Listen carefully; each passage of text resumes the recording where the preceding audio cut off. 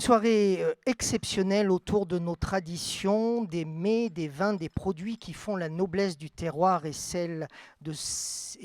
la noblesse aussi de celles et ceux qui défendent ces valeurs. Les produits du terroir et les confréries sont à l'honneur ce soir dans ce Vue d'Auvergne au Château Dauphin à Pongibaux.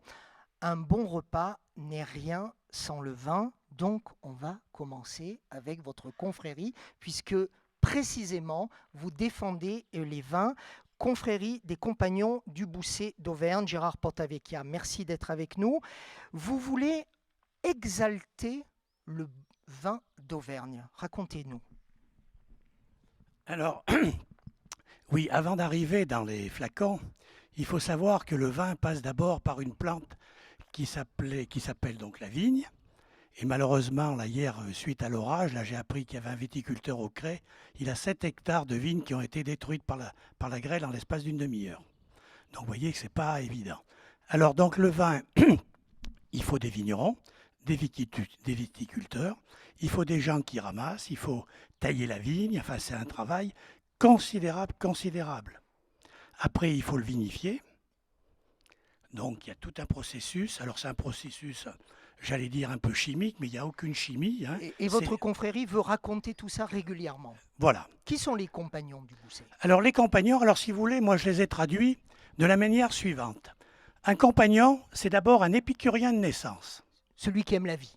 Voilà. Et les bonnes choses. Voilà. Et ce qui va avec. Ensuite, un vinodidacte par vocation, c'est-à-dire qu'il aime le vin.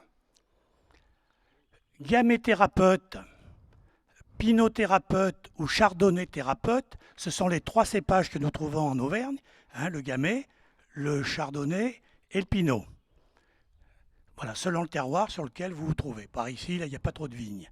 Mais enfin, dès qu'on va dans la plaine, voilà. Est-ce que le vin en Auvergne a, depuis quelques années, une nouvelle existence? Parce que moi, je me souviens, maintenant je suis plus un jeune journaliste, je me souviens que les premiers sujets que j'ai fait à la radio, même à l'écrit d'ailleurs, pour un journal, il y a 25 ans, à force de dire 25, c'est un peu plus maintenant, je me faisais violence pour pas dire que le vin d'Auvergne n'était peut-être pas à la hauteur, parce que c'est ce qu'on nous disait à nous les journalistes. Aujourd'hui, vous nous dites quoi?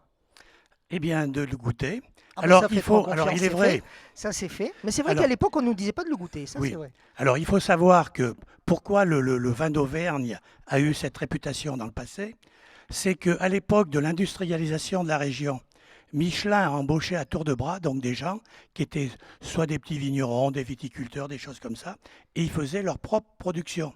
Mais le vin à l'époque, c'était des cépages style direct, le Bacot. Alors si vous voulez, bon, il y a une petite légende sur le Bacot. On disait quand vous pissiez sur les chaussures avec le Bacot, ça vous perçait les chaussures, ça traversait le cuir.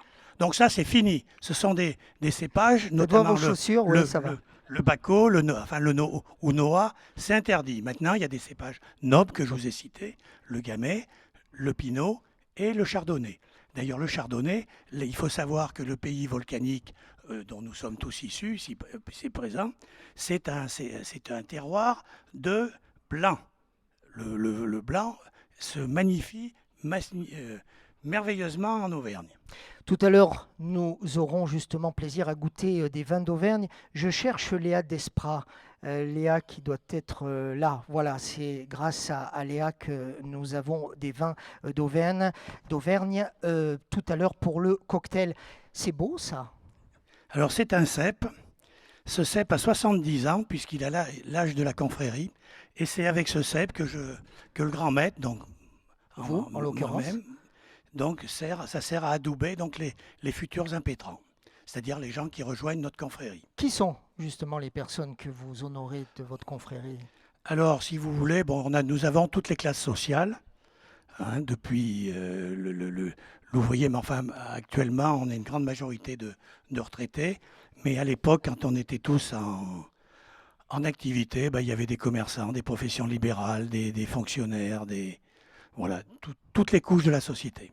Merci Gérard Portavecchia d'être avec nous ce soir. Merci beaucoup de nous avoir accueillis. Merci.